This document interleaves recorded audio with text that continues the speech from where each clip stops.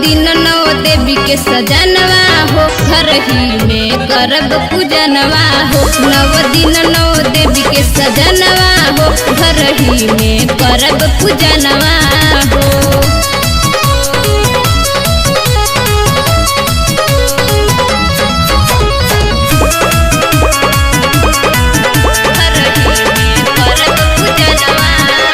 लिपि पोती अंगना के चौका पुराल, पूजा के सहारा सामान सरियाल। सब तैयारी सही कहले ले बानी, तुसे बमन आज ओहे मैया रानी, तुसे बमन आज ओहे मैया रानी। लिपि पोती अंगना के चौका पुराल, पूजा के सहारा सामान सरियाल।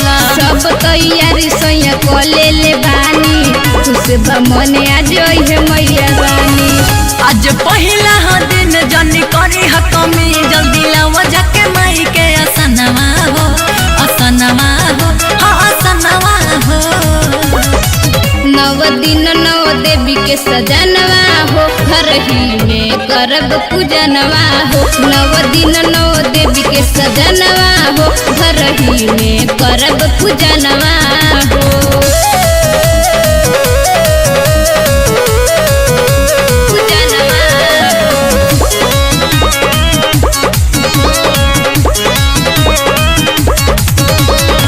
कहे आकाश माई फेरी है नजर हो, सुनाए धनी जाए जिंदगी संवर हो।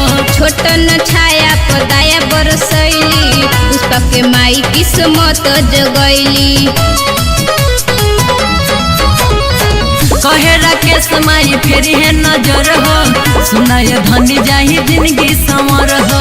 छोटन छाया पदाया बरसैली, पुष्पा के माई किस्मत जगैली।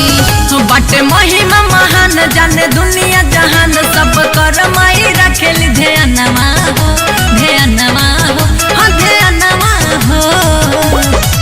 नव दिन नौ देवी के सजनवा हो, घर ही में करब पूजनवा हो। नव दिन नौ देवी के सजनवा हो, घर ही में करब पूजनवा